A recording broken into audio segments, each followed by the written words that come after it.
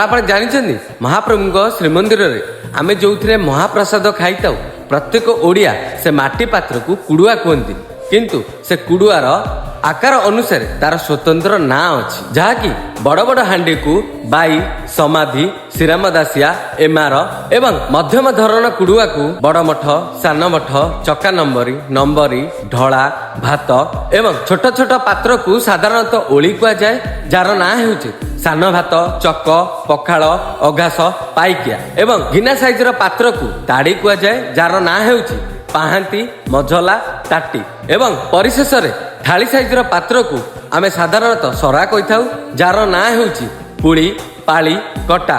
ମହାପ୍ରଭୁଙ୍କ ଶ୍ରୀମନ୍ଦିରରେ ପ୍ରତ୍ୟେକଟି ଜିନିଷର ଭିନ୍ନ ଭିନ୍ନ ନାମ। ହେ ମହାପ୍ରଭୁ, ତମ ମାୟା ବଡ଼ ବିଚିତ୍ର। ଜୟ ଜଗନ୍ନାଥ।